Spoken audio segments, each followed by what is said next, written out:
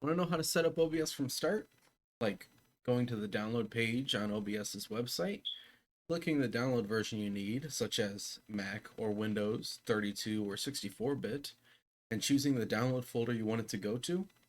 Well, then stay tuned, because at the end of the video, I'll go through some quick, yet very important, final touch settings to really improve your stream quality.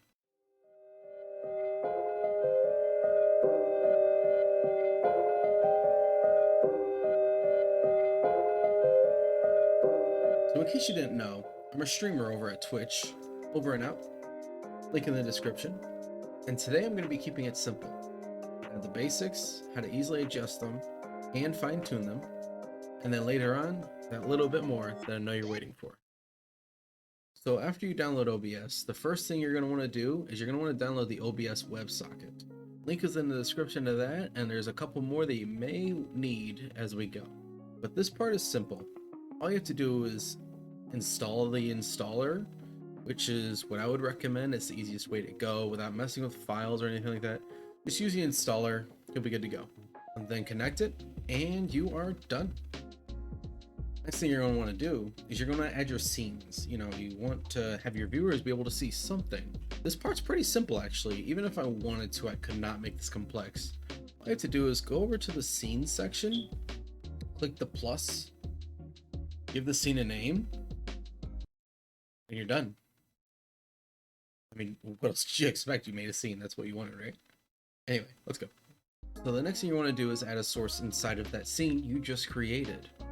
This essentially makes an element inside of a page. So real quick, before we get into this crazy part, I do want to break something down for you to try to make it a little simpler.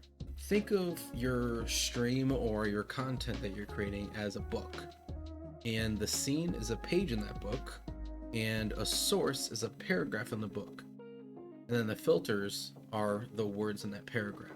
That's sort of how it works. It's one inside of another. It sounds very complex, but I promise you I will do the best I can to simplify it for you. Anyway, I say that because this is the hardest part of it, because there's so many variations. I could go through this for a half hour and not really touch bases on too much what you can do. But I will make it as simple as I can. To start, just like scenes, you go over to sources and you click plus.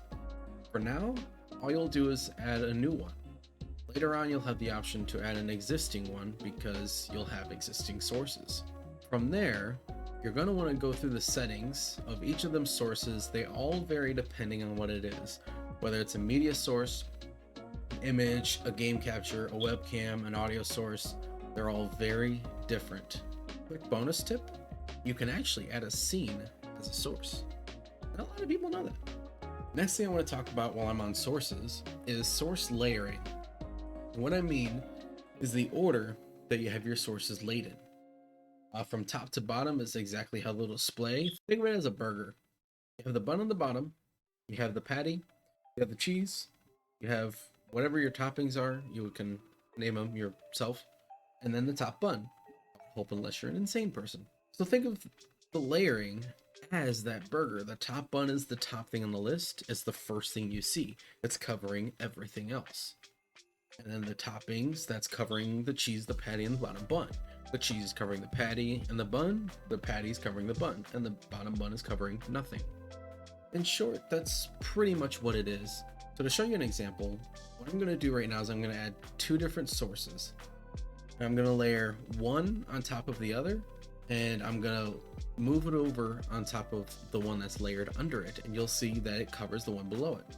Now if I switch those two, you'll see suddenly the other one is now on top covering the one below that. Now when you figure out your sources, next thing to do is add audio. And there's a technical way to do it and the way that most people do it. And then there's the way I do it. So what you'll do technically is you'll go to settings, audio, and you'll put your mic in your desktop audio right there. And you're done pretty much. But that's not how I do it. I'm going to show you how I do it, and it's honestly such little more work compared that it's absolutely worth it, because doing it the previous way, you have to manually mute your mic to not be heard in every single scene you make. So this is how I do it. I add my mic as its own source into a scene. So we're going to do that now. And then if we add another scene, you'll see that my source is not in that scene. I have not added it yet. However, again, if I made it an audio source in my settings, then it would be there and I would have no control over it besides volume or muting. But again, you'd have to do that manually. So the reason I do it this way is so, such as my intro or my Be Right Back or my outro, I don't want my mic. So I can add my mic as a source in my just chatting in my game screen, and that's it. And the rest I don't have to worry about. It's just one less thing that you got to think about when you're live or recording.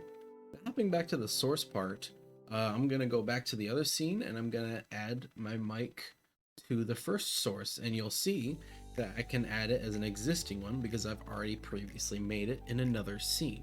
So while we're on audio, the next thing you want to worry about is leveling it out, aka audio balancing, or at least that's what I call it. Makes it pretty simple. So we're going to go to the mixer for that. Here, you're going to be changing the volumes. You're going to be changing whether you or stream or recording. Here's it.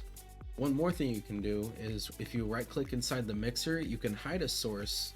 Like if you have a media source and it's an animated background, then you don't need the volume from that unless it's a song or something.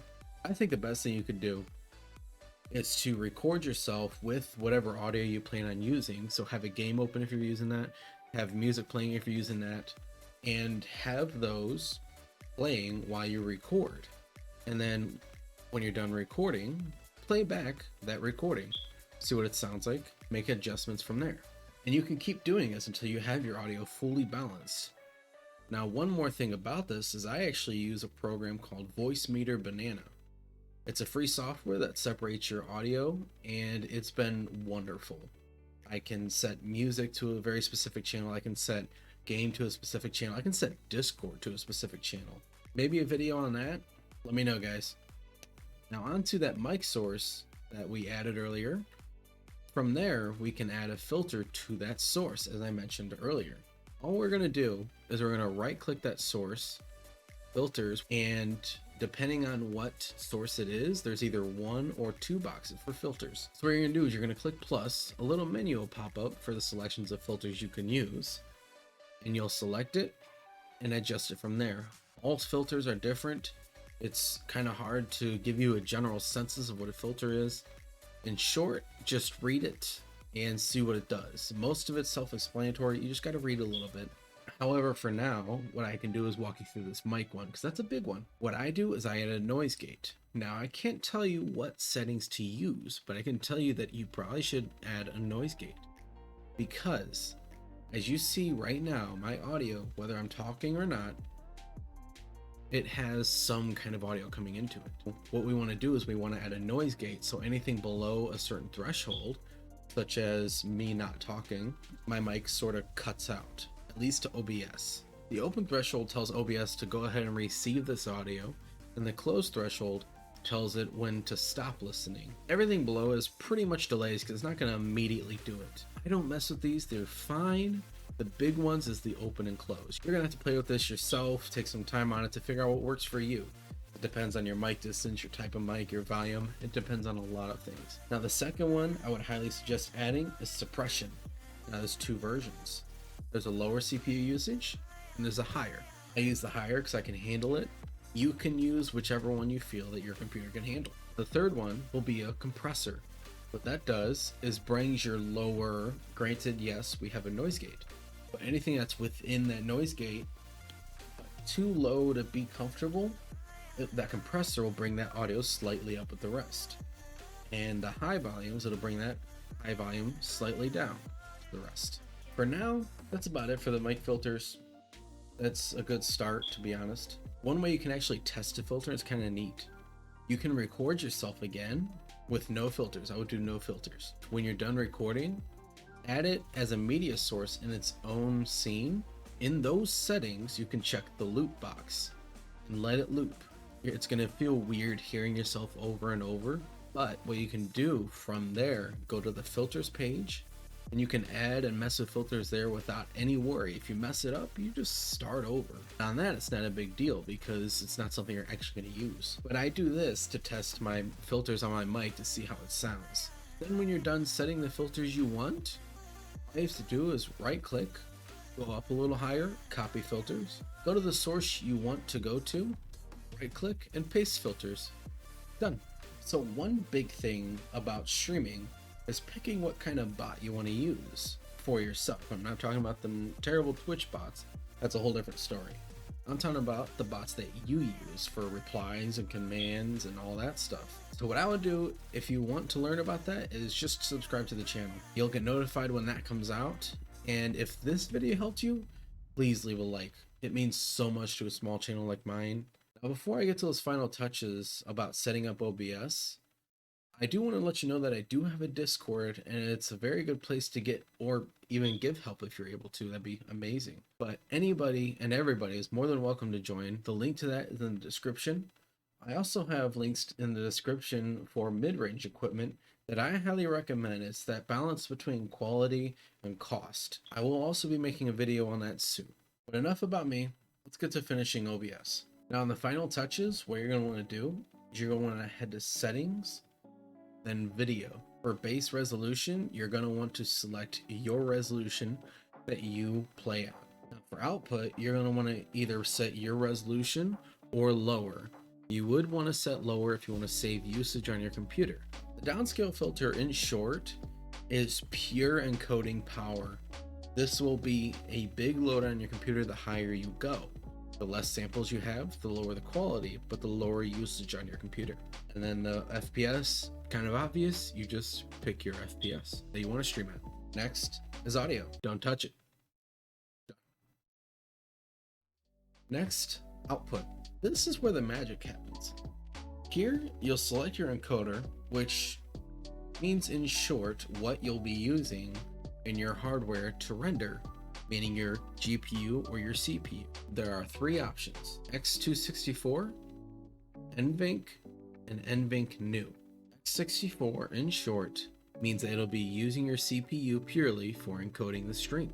NVENC is an old version of NVENC that uses, I believe, the 10 series graphics cards to render. Then the NVENC New is meant for the 2000 series and up, and it actually works very well.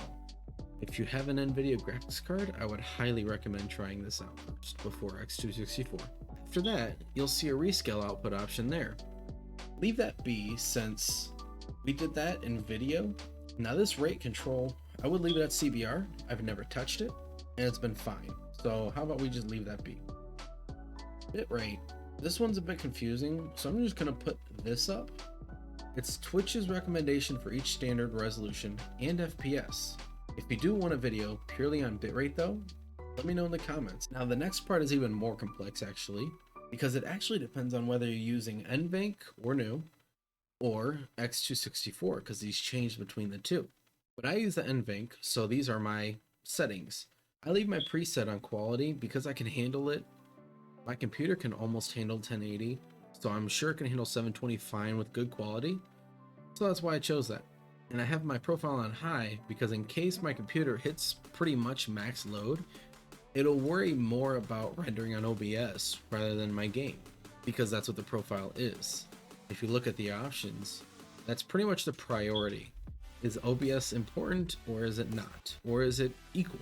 Now look ahead and psycho visual tuning. I don't know exactly what the visual tuning is, but look ahead, in short, relies on those B frames at the bottom you see there. Pretty much that helps a lot more with fast moving action, such as an FPS game. So if you play something fast, you may want to consider turning that look ahead on and turning the max frames up. All of this down at the bottom, the higher it is, or if it's on, the more usage it takes, so just keep that in mind. Now last but not least, you gotta have a platform to stream to, so go to stream and connect your Twitch or your YouTube account. Real quick, you don't need to connect anything if you're purely recording on the software. If you're just recording, you can just record and then post it on whatever platform you're going to. From here, you'll either have to connect your Twitch or enter your stream key and click connect. And down here at the Twitch chat add-ons, I would highly recommend adding Better TV and FrankerVC add-ons, because there's honestly no reason not to. Now to general. These are many personal choices of how you'd want to monitor or run your stream. Just have a look through here and see what you want. Most of them are self-explanatory, so if you just have a scroll through, you'll see what they do and you'll go from there. Now I know we went kind of bottom to top, but we're going to skip down to hotkeys. I know I said that the last part was the final touches, but I did just remember this recording now. These hotkeys, in short, use keys or key combos to do the actions it says on the left side. For example, my start and stop recording are Alt +1. Reason being is because there's no software that's linked to that hotkey, such as Alt F4 to close something. You don't want to make a shortcut the same button as something else like Alt F4. That'd be a very bad hotkey. What I used to use is Alt +1, 2, 3, and 4 for each of my scenes in the order that I'd use them, except intro, because you don't need to go to your intro after you start. Just quick little things you can do instead of buying an expensive stream deck or alt tabbing out of your game just to switch scenes. Because doing that can kind of make an awkward moment in the stream, especially if you're on a roll that can just kill it. By the way, one of those bots I mentioned earlier can actually do this for you. So again, subscribe if you want to know about that. So that's it for the tutorial today. I hope I kept it short and simple for you. Also, remember to look out for those other videos coming soon, just for you guys. I'll see you guys next time. Over.